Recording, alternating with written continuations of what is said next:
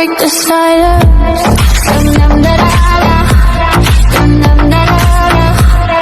Dum dum da da da. Dee da da da. Dum dum da da da. Dum dum da da. Good afternoon, sir. I am Paul Asi Espasuana. I'm student from the Lubhasaan Polytechnic ko ng Insod ng Balibar. Good afternoon. My name is Ariel Gonzalez, manager of Pancheta de Bustos. Sir, I have 8 interview question for you. Number 1, was been a time where experience talking to irate customer? How did you deal with the situation? Okay, ang dami ko na-encounter na customer na ganyan. Siguro binibigay ko pa rin yung best ko na in a nice ways na kinakausap ko siya ng mahinahon kung ano yung problema niya about sa food, kung ano yung best na kaya ko ibigay para kumalma lang si customer. And then after noon, after na kumain, nagiging okay naman siya. Next question, sir. Has there ever been a situation in which your organization received negative feedback from your customer? How you did respond?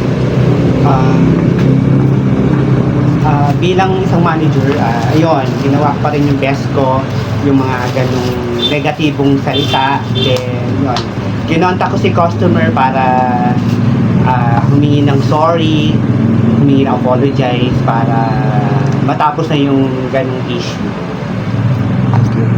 Next question, sir. Can you describe an example of a situation where you provide exceptional customer service? Ayun, number 1, ibibigay pa rin yung best ko. Example, yung may senior, i-guide ko siya sa table, and then yung mga pangangailangan ni customer, bibigay ko pa rin yung mga example, yung mga service. Yung pagdating sa service, kailangan number 1 sa service talaga yung bibigay mo pa rin yung best mo para maging satisfied si customer, at pag alis niya magiging satisfied siya sa lahat. At babalik pa rin siya sa rest. The next question is, how does your company maintain customer satisfaction? Okay, number 1, syempre, bakit kailangan maging masaya yung customer? Number 1, syempre yung kalinisan, tapos yung quality ng pagkain, tapos pangatlo yung service, tapos bukod dun sa service, yung pagiging mag-alam sa isang customer. The next question is, what do you think are the most challenging part of being manager? Okay, bilang isang manager, magandang pakinggan, dahil manager, para sa akin napakahirap. Bakit? Number 1 yung sa pag-iintindi sa resto, pangalawa yung pag-iintindi nga, pangalawa pala yung sa mga staff ng mga pasaway, and then pangatlo yung napakahirap mag-handle ng mga customer, lalo na yung sobrang pasaway na rin. Tapos yun, number 3 yung sa budget. Yun. The next question is, what are the problems you encountered with your staff, fellow employees, and how did you deal with it? Sa akin, naging problema sa kapwa ko, katrabaho, sa mga staff, marami. Yung kahit pala yung nakisama ka, may gulang pa, may nasasabi pa sila, tapos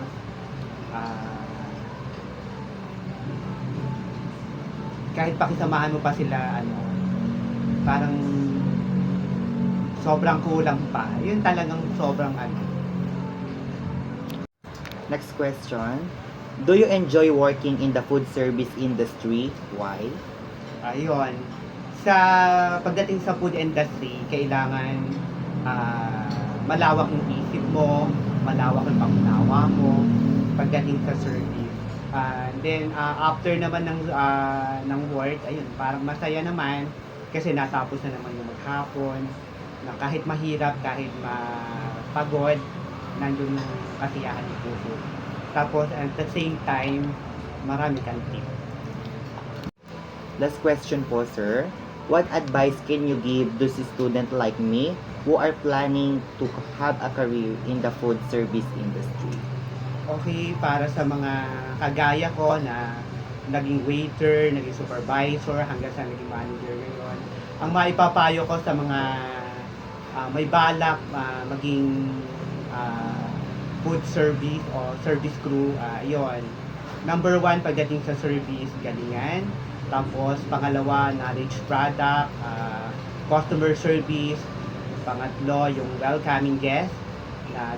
Kahit may problema tayo pagdating sa kahit may problema tayo, patuloy lang tayong ngumiti pagdating sa customer para walang maging problema. Tapos, sumunod lang sa mga policy ng resto. Yun lang, maging pasaway, pasukan yung dapat na pasukan, especially dun sa schedule. Yun lang. Ayan. Thank you, sir, for giving me time and effort. God bless po. Good afternoon po, ma'am. I'm Paul Asi S. Pastrana. I'm student from the Lubhasa Polytechnic po ng lungsod ng Baliwag. Yes. Ako naman si Annabel Cruz, isa sa tauhan ng Banchero, de Bustos, kitchen staff po. Mother, I have a question for you. Number one, was there ever been a time where your experience talking to an irate customer? How did you deal with the situation? Yes, meron naman. Una, hinarap ko siya, kinausap ko ng maayos, at ipinaliwanag ko naman kung ano yung ikinagagalit niya. Para malaman niya ang sitwasyon dito. Okay? Next question po. Has there ever been a situation in which your organization received negative feedback from your customer? How did you respond? Yes, meron naman pong mga customer na nagre-reklamo minsan sa mga juices namin, medyo kulang sa tamis o sobrang tamis, o yun namang sa food, minsan medyo salty daw, medyo matamis, yun lang naman, wala naman. Next question po. Can you describe an example of a situation where you provided exceptional customer service?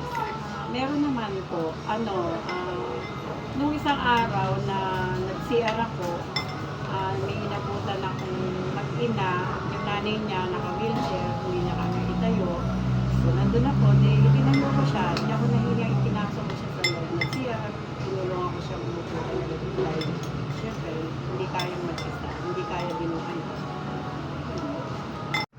So next question po tayo. Ayan ay How does your company maintain customer satisfaction? siyempre, unang-una, sa food, sa mga pagkain, kailangan laging masarap sa panlasa nila. Tapos yung pag-aasikaso kanila. So, pwedeng tanungin mo sila, o ma'am, sir, gusto niyo po ba nito? Gusto niyo ba ng juice? The next question po is, what do you think are the most challenging part of being an employee? Okay, bilang employee, number one sa akin, medyo mahirap para sa akin yung, halimbawa, meron kaming reservation, halimbawa, 200 packs. So, kailangan maaga kaming makaluto. Kaya, mapipilitan akong bumangon ng alas 5. So, nalayo yung bahay namin dito. Yun. Yung pag-isip ng maaga. The next question po is, what are the problems you encountered with your fellow employee? How did you deal with it? Ayun, minsan nga, hindi naman maiiwasan yung magkatampuhan kayo. Minsan di ka kikibukin pag kinakausap mo. Lahat naman, okay naman. Next question is, do you enjoy working in the food service industry and why? Yes naman, masaya. Unang-una, gusto ko talaga, yung pagluluto. Lalo na sa yung gusto kong maranasan yung iba't ibang klase ng